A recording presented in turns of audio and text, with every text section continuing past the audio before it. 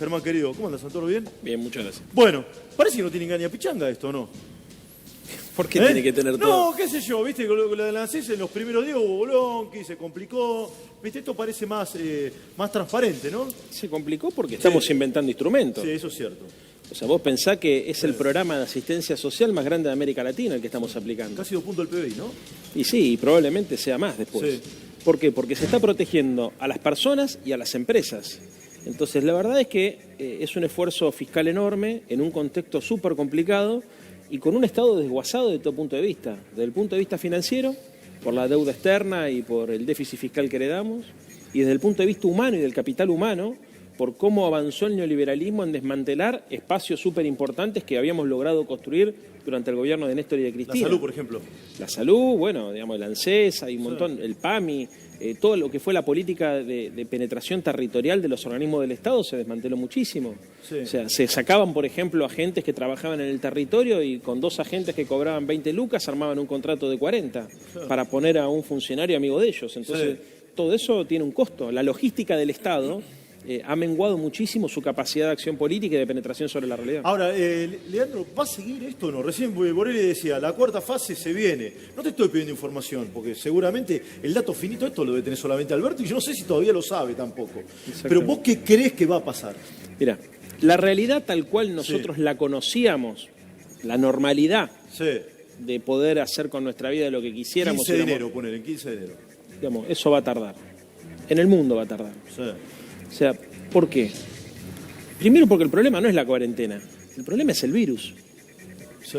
Mañana el gobierno decide levantar la cuarentena de manera irresponsable y libera todo, como están haciendo los brasileños. Sí. Y al poco tiempo la gente se empieza a infectar y otra vez se vuelve a recluir voluntariamente. Perdimos tiempo y muertos, y vidas humanas. Sí. Y vidas humanas. Entonces, nadie sabe efectivamente cómo va a evolucionar la enfermedad. Lo que sí sabemos es que la aparición de la enfermedad condiciona 2 cosas: la cultura y la economía. Nuestros hábitos de vida cambiaron muchísimo. Total. Y por más que el gobierno progresivamente vaya administrando la cuarentena y vaya abriendo cosas, va a cambiar. Sí. O sea, por ejemplo, nosotros dos, si quisiéramos ir a tomar una cerveza y a comer una pizza, no podemos. No podemos. No podemos. Ahora, el día que se murió Fontova, decirte que la cultura no me importa sería un atentado a la razón también. Pero yo estoy más preocupado por la gente que pasa hambre. Sí, vos me hablaste de la economía. Y hay mucha gente que está muy jodido, Leandro. Muy jodido. Lo que pasa, muy jodido. Primero lo primero. Un abrazo grande a la familia del negro. Bien. Todos lo quisimos mucho, lo queremos mucho, y a su mujer y a toda la gente que lo quiso. Segundo lugar, cuando yo te hablo de la cultura, no te hablo solamente de la cultura en términos de manifestación artística, sino en términos de pautas de conducta, de hábitos. Es más profundo, digamos. Sí. Hace, por ejemplo, a la actividad económica. Por ejemplo, parte de la cultura de los argentinos es el café. Sí, obvio. Sentarnos a tomar un feca. Buenos Aires, bueno, los mozos, que son muchísimos en la ciudad de Buenos Aires, deben estar preguntando cuándo volvemos a abrir el bar. Entonces, el impacto cultural tiene necesariamente un impacto económico y un impacto social. Y en relación a los que más sufren, a mí también son los que más me preocupan, porque además acá la estructura social de la Argentina es muy frágil. Entonces hay mucha gente que labura con la diaria o que vive de la diaria. El uso de la propina, por ejemplo. Por ejemplo. Sí. Y mucha gente además que ha quedado afuera del sistema en los últimos años y que si no es porque el Estado está presente en el territorio no morfa. Entonces una cosa es no tener guita para salir, para comprarte pizza. Tal cual. Y otra cosa para no darle de comer a los pibes. No, eso es tremendo. A ver, después te quiero preguntar del combustible también. Leandro, sobre del petróleo, eso también te quiero preguntar. Dale. Sobre los cambios que se avecinan. Vos decías uno, pero también hay otro que me parece que va a cambiar mucho. ¿Te acuerdas de aquellos que decían hasta hace poco despectivamente los que toman de la teta del Estado? Bueno, el Estado, la teta del Estado hoy está agarrando a todos. Entonces, ¿cómo va a cambiar eso? Y también está marcando otra cosa, digamos. Hay un gran porcentaje de la Argentina que necesita de ese Estado y al que incluso con todas estas materias le está costando al Estado llegar, con lo cual ahí hay como 2 mitos que se terminan de desarmar. No sé cómo lo ves vos. Que sí. Durante mucho tiempo escuchamos a los adalíes de la ortodoxia económica reclamarle a los pobres que aprendan a nadar. Y hoy le están reclamando al Estado que haga salvavidas. ¿Por qué? Porque mientras el Estado asistía con transferencias monetarias a la gente que estaba en los laterales de la sociedad, eso era un gasto público inmerecido, injustificado e inflacionario. Ahora, cuando sus propias empresas o las empresas para las que ellos laburan entraron en crisis y no pueden pagar los salarios, son los primeros en ir a golpearle la puerta al Ministerio de Producción o al Ministerio de Economía o al Ministerio de Trabajo, subsidios para poder pagar los salarios. ¿Cuál es la conclusión de todo esto? Que siempre el Estado cumple un papel fundamental en la armonización de los intereses sociales. Sí. Entonces yo digo, ¿está bien que el Estado hoy le esté ayudando a la pyme, le esté ayudando a la empresa privada a pagar los salarios? Sí, porque es una situación de emergencia. Pero también estaba bien antes, cuando tratábamos en una situación de emergencia social, de garantizar la comida de los argentinos. Sí, sin duda hay un antes y un después del coronavirus en cuanto al rol del Estado, no hay duda. Esto sí, pero que sirva para entender, porque hay una cuestión más importante que lo económico, que es lo filosófico. Sí. Es lo filosófico, pelado. Acá lo que nosotros tenemos que entender es que somos una comunidad y que si bien son legítimos los intereses particulares, el Estado no puede estar todo el tiempo administrando los intereses particulares. El Estado tiene que arbitrar el interés general. En todo caso, tiene que lograr hacer conciliar y, si no, laudar en función de los más débiles. Pero acá hay un planteo filosófico, que es lo que iba a tu pregunta, que es decir, che, ¿cómo puede ser? Ahora está bien que el Estado... Bueno, muchachos, lo que tenemos que tener entre todos claro es que las sociedades armónicas, donde se vive de manera... desde una lógica del bienestar, donde la felicidad es un bien público, lo que buscan es achicar la brecha a la desigualdad. Sí, y lo que buscan es un compromiso del uno con el otro. La Revolución Francesa tenía 3 banderas. Sí. La igualdad, la libertad y la fraternidad. Exacto. La más importante de las 3 es la fraternidad, que es el hecho de que entendamos que el otro es un hermano o una hermana, que nadie se puede realizar individualmente si el otro tampoco se realiza. Entonces, esa idea de que todos somos de alguna manera responsables de la suerte de nuestro vecino o de nuestra vecina, es lo que hizo que la sociedad argentina sea una sociedad de movilidad social ascendente, una sociedad modelo en América Latina. Se frenó eso. Yo te entiendo dónde vas, Pero ¿sabés qué? Durante mucho tiempo construyeron en el sentido común en la Argentina la idea de que cada uno se tenía que salvar solo, de que en realidad vos eras cultor en todo caso de la meritocracia y de tu esfuerzo individual y que las cosas que conseguías las conseguías solamente porque vos te sabías mejor que nadie cómo administrar lo tuyo. Sí. Rompieron ese contrato social que nos hacía a todos ser parte de... ¿Vos decís que eso nos va a dejar una buena enseñanza después de toda esta pandemia? Esperemos que sí. Yo lo que creo es que por lo menos ese paradigma individualista... Se rompa. Ese paradigma individualista absoluto de la sociedad hipercompetitiva, ¿no es cierto? Casi una suerte de lógica de darwinismo social, está en crisis. No se rompió, ¿eh? No se rompió. Porque todavía en la crisis sigue habiendo incluso sectores populares que piensan como los verdugos del sistema quieren que pensemos. No se rompió, pero por lo menos entró en crisis. Bien, vamos, a ver, dale. Leandro, ¿hay algún dato de cuántas empresas fueron al Estado a pedir ayuda para pagar sueldos? 420.000, creo. Sí, de 420.000. Sí, de 550.000, 420.000. El 80%. O sea, ahora el 80% pide ayuda al Estado. ¿Y antes cuánto era? ¿Sabés? Depende, ¿hay algún dato? Lo que pasa es que una empresa cuando entraba en crisis tenía que presentar un preventivo de crisis, tenía que ir al Ministerio de Trabajo y en función de eso se sentaban el Ministerio, la empresa y el sindicato y pactaban y había programas también de asistencia, los repro, que los armó Cristina y mi amigo Carlos Tomada. Pero lo que ha pasado ahora es que como consecuencia de que se paralizó la actividad económica, casi todas las actividades del sector, de todos los sectores... Tienen que ir a buscar. Déjame te iba a hacer un poquito de kirchnerismo, Santoro. Sí, no te caigas de la silla. Pará un minuto. El macrismo es medio técnico esto, pero el macrismo hizo una oda de los procesos preventivos de crisis para las empresas. Acordar una suerte de reestructuración pasiva hacia el cierre o para seguir trabajando con menos gente. El kirchnerismo con Tomada hicieron los repro. Es asistirla para que la empresa no cierre. Muy bien. ¿Viste? ¿Te gustó esta? ¿Te gustó? Bueno. Sí, ¿qué me decís vos? Sí, lo dije convencido, es así. Es una obra histórica. El coronavirus cambió algunas cosas, el coronavirus. No cambió nada. No cambia nada. Hay que ser noble con los datos. Hay que reconocer. Hay que ser noble con los datos. Algunas cosas. Los datos son sagrados, Trocker. ¿Usted es periodista? Sí. Los datos son sagrados. Bueno, muy bien. Y esto es un dato. ¿Dónde sale la guitarra, Santoro? Está todo fenómeno. Yo quiero las 100 lucas esa que van a dar. Yo la quiero. La voy a devolver, obvio. ¿Pero de dónde sale? De reasignación de partidas, de emisión monetaria, de impuestos extraordinarios a mi criterio que se tienen que cobrar. Por eso a los ricos, el patriótico. Por ejemplo. Sí. Y es un desafío. Es un desafío. Vamos a duplicar la ayuda socioeconómica en 2 o 3 meses de lo que venía, que ya era mucho. Ahora, Pese dice que no quiere dar a la maquinita. Yo te digo lo que leí por ahí, que no quieren emitir tanto porque si hay más emisión, ya se emitió 1/3 de la base monetaria, ¿cierto o no? Sí. ¿Sí? Puede haber hiperinflación.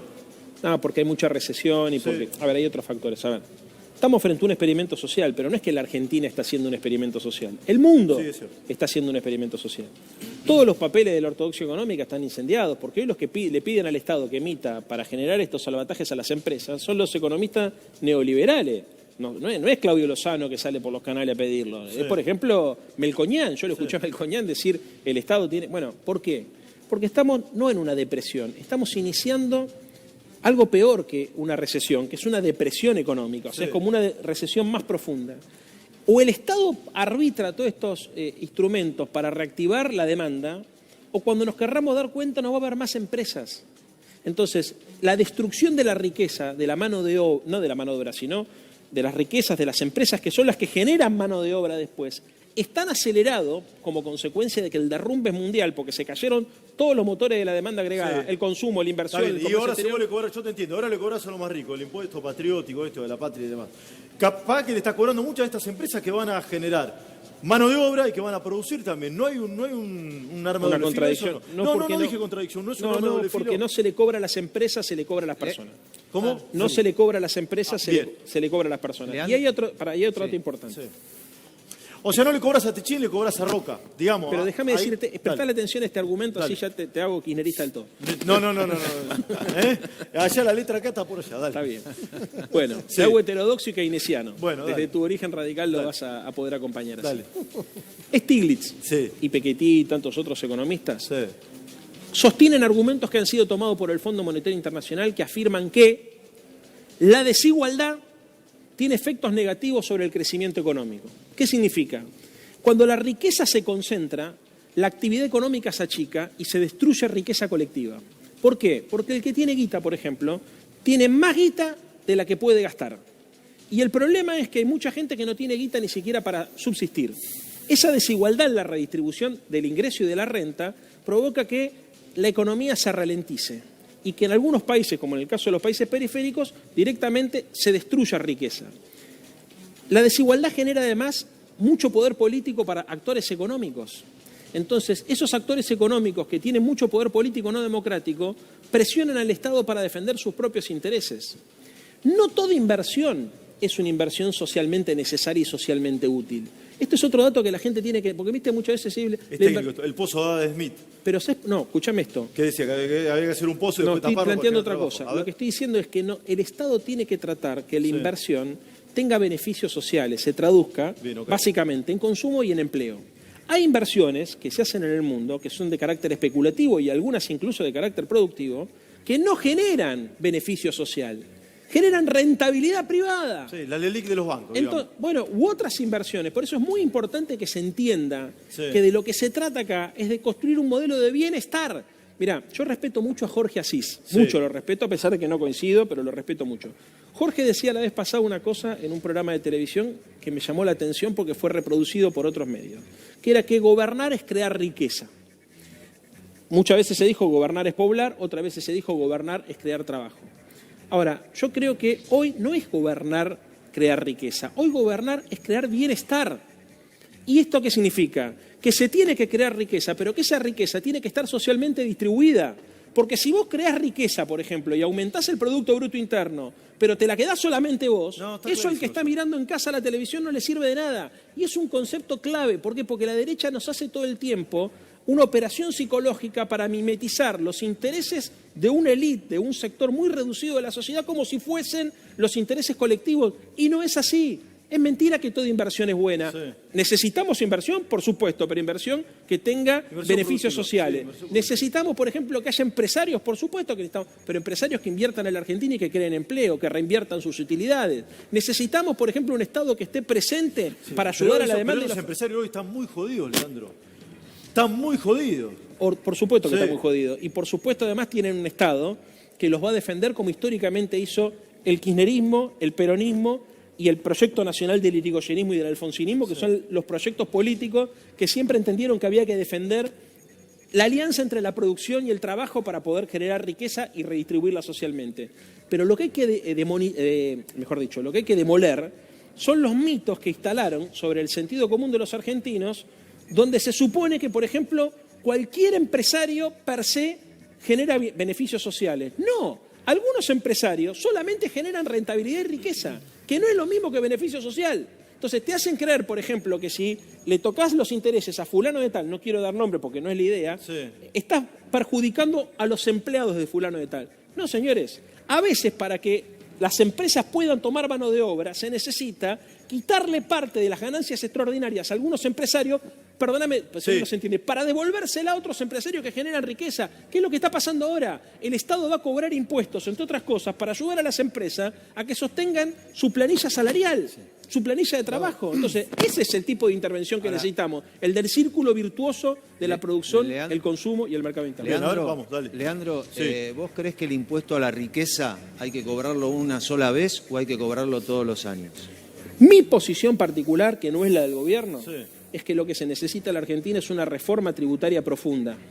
Y en ese contexto yo creo que se necesita un impuesto que achique la brecha de la desigualdad de manera permanente. Mi posición particular es que lo ideal sería que eso sea un impuesto permanente, pero que tenga presente dos cosas: el stock de riqueza acumulada y el flujo de ingresos. ¿Se entiende? Sí. Porque, por ejemplo, hay gente que tiene 3 palos, que lo hizo cuando era joven. ¿No es cierto? Y hoy no tiene, por ejemplo, esta es mi posición particular. Es técnico. Uno es bienes personales también. Lo primero que voy a ir es bienes personales, porque hoy puede haber una doble imposición también. Pero es muy técnico esto también. Pero dale, seguí. Sí. ¿Me entendés lo que te digo? Si cae el rating, cambiamos de tema. No, me encanta. Te estoy tratando. Me encanta hablar de esto. Lo que digo me es, encanta, pero para que la gente por ahí aspiro más a hacer simple. Más de divulgación que técnico. Perfecto. Pero también a veces le tenemos que exigir a la sociedad, pues la derecha todo el tiempo simplifica y nosotros lo que tenemos que hacer es problematizar. El que quiera hablar de política y de economía tiene que saber que algo va a tener que ponerse a pensar. No, está claro. No, pero lo digo por vos, porque la derecha viene y te dice, un Estado es como una familia, o no podés gastar más de lo que te entra, y la gente dice, sí, es mentira, eso es una pelotudez, la familia no hace política monetaria. Además, toda la familia gasta más de lo que le entra. No se compara. Acá, digamos, lo que estoy planteando en este tema es lo siguiente. Necesitamos un esquema tributario, y creo que hacia eso va, digamos, la socialdemocracia, los proyectos nacionales y populares, todo lo que la familia de los partidos políticos mundiales que quieren defender los intereses de la mayoría, plantean la necesidad de una verdadera revolución tributaria. Como en la Argentina es difícil plantear ese tema hoy, y esto coincido, digamos, porque estamos en el medio de una pandemia, me parece que lo mínimo es que los sectores que tienen más espalda pongan el 1% de lo que tienen para tratar de ayudar a la gente. Acá que sigo hablando con vos, pero yo veo una situación muy complicada con el tema cadena de pago y oferta laboral. E insisto con esto, lo saco al gobierno de la cancha en esta observación, de la crítica. Bueno, no voy a responsabilizar al gobierno porque se corte la oferta laboral. Pero donde yo estoy más preocupado, ¿me entendés lo que quiero decir? Yo también. Sí, Pero a ver, Pelado, es la cadena de pagos. Y esto es, a ver, vamos a ponerlo para que la gente entienda. ¿Se paralizó la economía? Sí. ¿Dejó de tener ingresos el sector privado, pero sigue teniendo gastos? Claro, exacto. ¿Está claro esto? Esto es mundial, no es que nos pasa a los argentinos. No, está bien, sí. Ahora, como te decía al principio, estamos haciendo un experimento social. Estamos emitiendo guita para ponerle a los laburantes, a los de las pymes, a las provincias, sosteniendo cada uno de los sectores.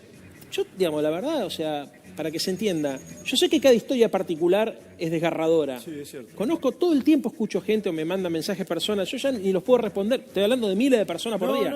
Realmente miles de personas por día. Ahora, el punto es, los que toman decisiones tienen que construir políticas públicas para tratar de llegar a todos, digamos. Pero esto, digamos, requiere también un poco de paciencia de los que no pueden esperar, básicamente porque estamos inventando cosas. Ningún Estado en el mundo, ningún Estado nacional en el mundo tenía pensado hace 2 meses atrás herramientas para hacerse cargo de semejante quilombo. O sea, es un problema que no afecta solamente a la Argentina, porque esto paraliza el comercio exterior, en el medio tenemos la discusión con la deuda externa, en el medio de este quilombo la recesión que veníamos arrastrando, el Estado que está desguazado y con dificultades, ¿viste? Un sector, la caída del petróleo, creo que la caída del petróleo, se caen los precios de la soja.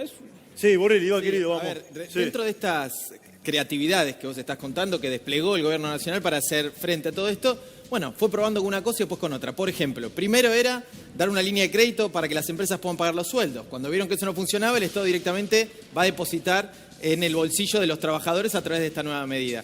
Mi pregunta es, entonces, si se evalúa, es una cosa que algunos lo ven con susto, bueno, el Estado también tomar las riendas de algunas empresas que en algún momento no están haciendo las cosas, digamos, como se deben, o incluso aquellas empresas... ¿Expropiese, dice usted?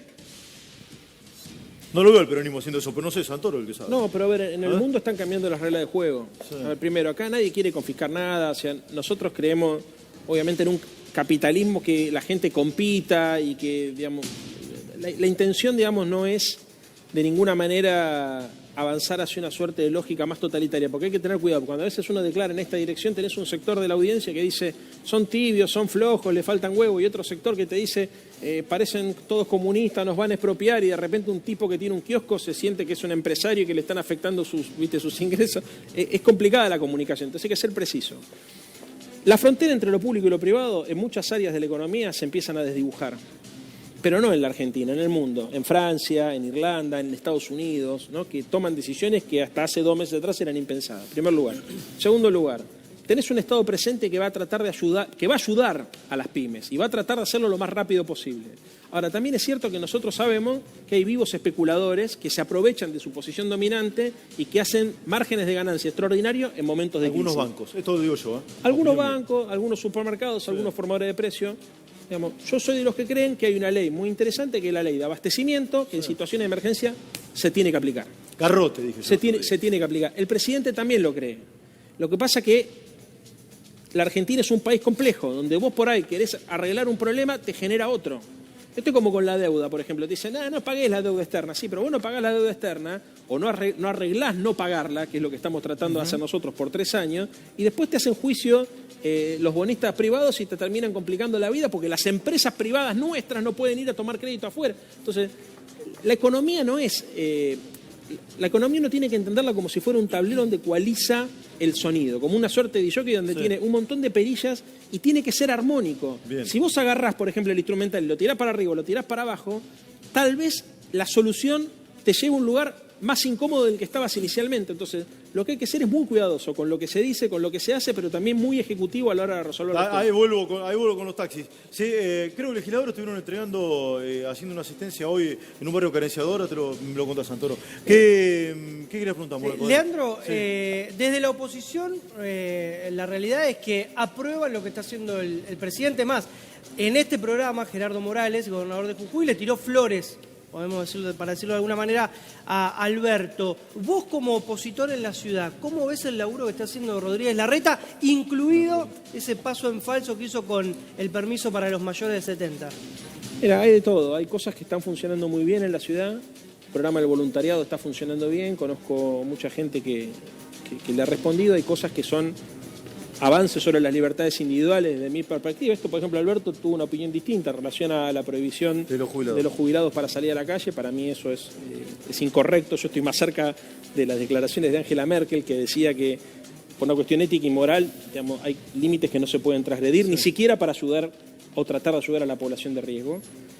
Y después ha salido los episodios lamentables de los sobreprecios en la compra de insumos de salud, que obviamente está judicializado, y obviamente también el bloque del Frente de Todos ha hecho una presentación, un pedido de informe para que... los barbijos, ¿no? Los barbijos. No. Los barbijos son los 3 lucas, los 15.000, pero después además hay una compra de barbijos descartables, hay otras compras y unas contrataciones de unos hoteles también que llaman mucho la atención, básicamente porque quien los administra está la hermana. ¿No están las personas en cuarentena, esos hoteles? Sí, claro. La hermana del jefe de gobierno está dentro de una sociedad, digamos, que ha sido contratada por la ciudad, por eso Larreta tomó la decisión de rajar a 2 funcionarios. Sí, lo denunció Iván Ruiz en La Nación. Sí. Déjame citar a ver, ¿qué creo yo? Obviamente nosotros tenemos una mirada de ciudad completamente diferente. Para nosotros, digamos, las prioridades en la ciudad deberían ser otras, distintas a las que son, pero también creo que hay que ser muy cuidadoso con la construcción de la crítica, porque yo, en el intento de transmitirle a la gente cuál es la visión de mi espacio político, que es el Frente de Todos de la ciudad, no tengo que lastimar la relación, la buena relación que se ha construido entre Larreta y Alberto, que es imprescindible para administrar esta situación y va a ser mucho más imprescindible cuando esperemos que no ocurra, el pico llegue. A mí me dijeron que Alberto y Larreta hablan más que Alberto con alguno de sus ministros. No por un tema de relación, sino un tema de asiduidad. ¿Dónde estuvieron hoy? ¿Sí? Estuvieron en un barrio de emergencia, ¿no? Llevando... Sí, no, a ver, te cuento esto. Todos nosotros, cuando me digo todos nosotros, digo todos los militantes políticos y los que nos toca cumplir algún tipo de función, siempre colaboramos con lo social desde siempre. O sea, algunos colaboramos con merenderos, con comedores, otros tenemos merenderos y comedores que financiamos y que bancamos con nuestro trabajo militante, nuestras agrupaciones, etc. Nosotros hoy tomamos una decisión, en realidad esta semana tomamos una decisión, que es destinarle el 30% de nuestro sueldo, del sueldo de los legisladores del Frente de Todos a la compra de alimentos, medicamentos, artículos de limpieza y donárselas a la fundación de los curas villeros, digamos. Sí, ¿no? sí. Está el obispo Gustavo Carrera y fuimos hoy a la mañana a la Villa 1114 a hacer entrega de esto. Está muy bien la semana. Pero, ¿sabes por qué te lo digo? Sí. Esto es lo que nosotros hacemos siempre. Yo hoy lo he hablado con mi amigo Claudio Ferreño, el presidente del Bloque Nuestro. Sí. Me decía, ¿qué hacemos con esto? Esto es lo que nosotros hacemos siempre y estamos en un brete, porque si lo decimos, parece que lo decimos porque, bueno, quieren sacar rédito político. Y si no lo decimos, parece que vivimos en una burbuja y que todos se joden y la política no toma nota de lo que está pasando. Entonces, la verdad es que nosotros como militantes políticos siempre hemos tenido conductas de esta naturaleza, siempre, cuando nos tocó estar en un lugar de gestión y cuando no nos tocó estar, siempre la hemos mantenido. Lo que hicimos en esta oportunidad es poner el 30% de todo esto, de nuestro sueldo, para hacer una compra única y asistir a los curas villeros. Los fuimos a llevar al hogar Cristo Obrero y los curas de ahí se comprometieron a repartirlo en los distintos comedores de la ciudad. Bien. Pero lo más importante de esto es todos los que tienen un manguito que pueden poner lo ponen, los que tienen tiempo, los que solamente tienen su capacidad creativa, estamos poniendo el hombro.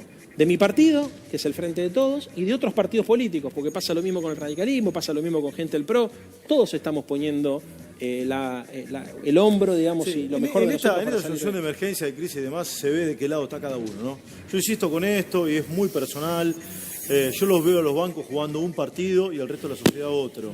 E insisto con los bancos porque la ayuda financiera que necesitan muchas empresas es elemental, no solamente para la productividad de las empresas, sino para pagar los salarios.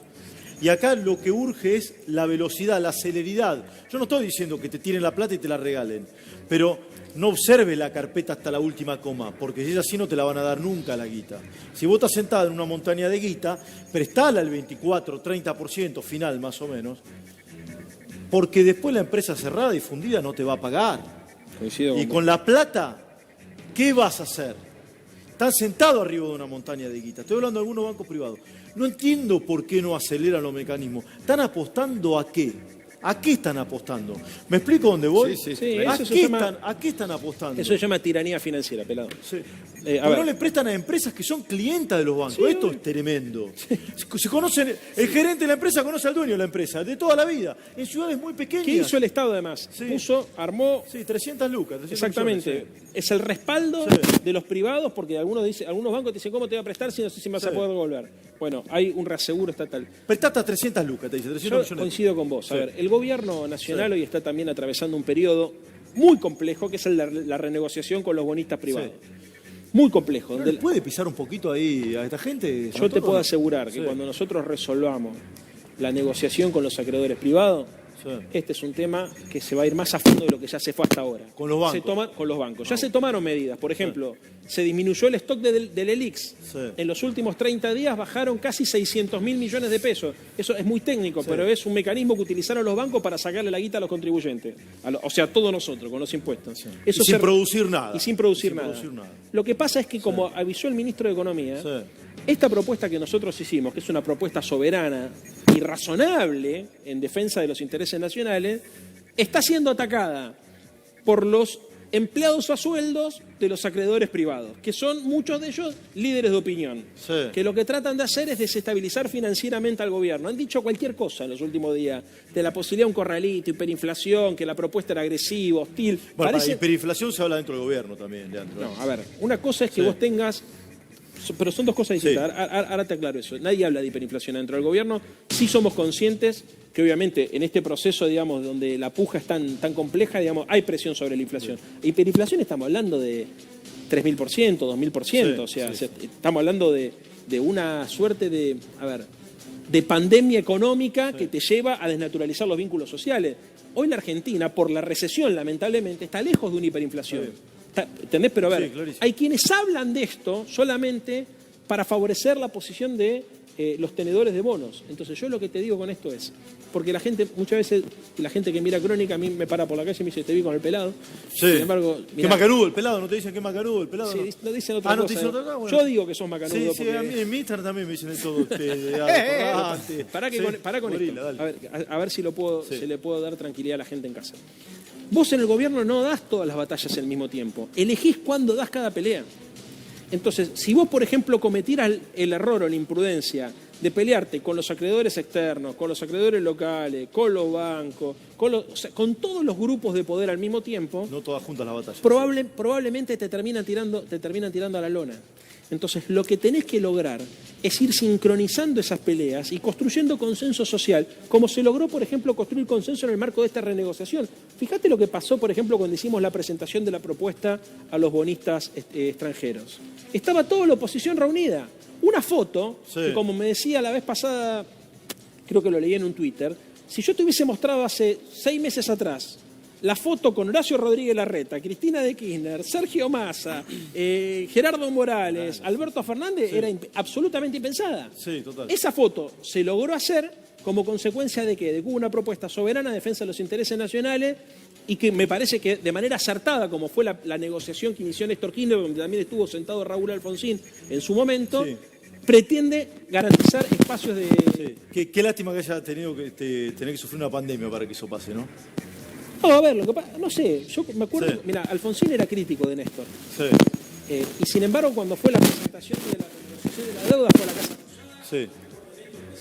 Esperá que no se te escucha. Mira, se te murió Agarra, el ahí tenés el micrófono. micrófono. Pará, te hago una cosa, ¿sí? Te agradezco, Santoro. Ahora déjame decirte Dale. esto solo. Ve, ya, Lo de ve, Alfonsín, ya. no, lo de Sí, Alfonsín dale. para que... Sí. Cuando Néstor hizo la presentación de la deuda, cuando Néstor hizo la presentación de la renegociación de la deuda, Raúl Alfonsín, que era el líder del principal partido opositor, estuvo sentado ahí, respaldando la posición argentina como correspondía. Yo creo que eso, ¿sabés cuándo se consigue?